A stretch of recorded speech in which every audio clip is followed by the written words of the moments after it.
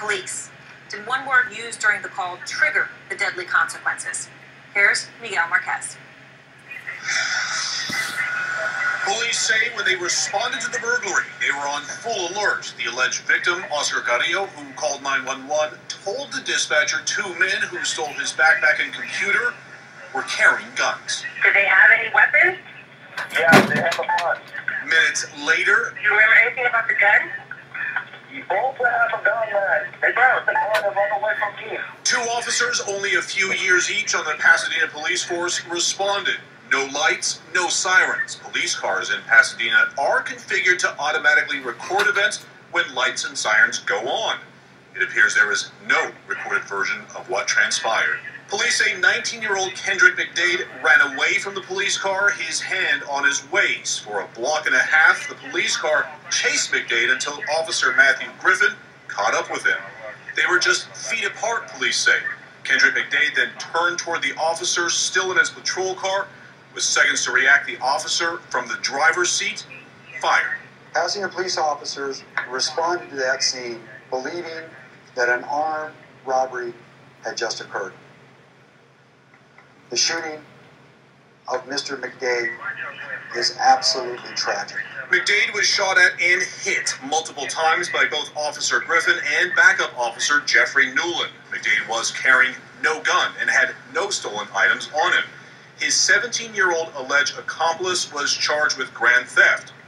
No gun was found on anyone. His crime was being black at night in the wrong place at the wrong time. Every officer is given the discretion when and when not to pull the trigger. Kendrick McDade is not the likeliest victim. A good-looking 19-year-old, no police record, attending classes at a community college, played high school football, and wanted to be a lawyer. Kendrick was a good kid. McDade's mother, who just gave birth to her third child last week, is deeply grieved. This has been a very traumatic time for me. I really don't have that much to say. I just know that I want justice. Arrested in connection with the shooting, 26-year-old Oscar Carrillo, the burglary victim. Arrested because police say he lied throughout his 911 call about McDade and other suspects having guns. He was arrested on suspicion of involuntary manslaughter. The LA County District Attorney hasn't decided yet if he'll formally charge Carrillo. Officers Griffin and Newland have been listed as victims on the initial police report. They are currently on paid time off. All right. Well, Miguel, it's such a pretty unbelievable story. What's been the response to the police department? I mean, are they looking into? You talk about how the lights weren't on the police car is just one example. Since we've got no record.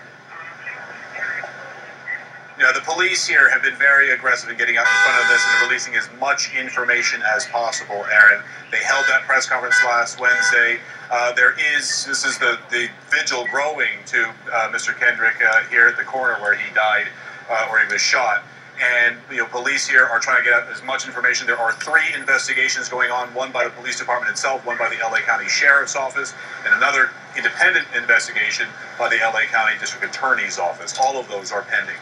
And you mentioned the vigil going on right behind you. Has there been a significant outpouring? And does this feel to you that this is getting more attention and more people focusing and coming to the vigil because of what happened to Trayvon?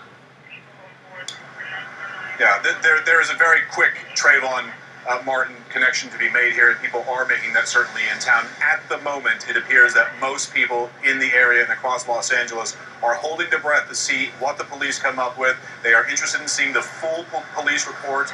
They are interested in how these investigations played out, and the family is very interested in knowing how exactly it is that their son died. There's a lot of confusing detail on what happened that night. The police have gone a long way to explaining how it is that those police officers found themselves in a situation where they felt their lives were threatened. At the moment, that connection to Trayvon isn't as great, perhaps, as some are trying to make it in the community, but the police are holding another community meeting tomorrow morning in order to answer questions and try to stay out in front of this one. Aaron? All right, Miguel, thank you very much. Certainly sounds like the police have learned transparency can go a long way. Well, new details.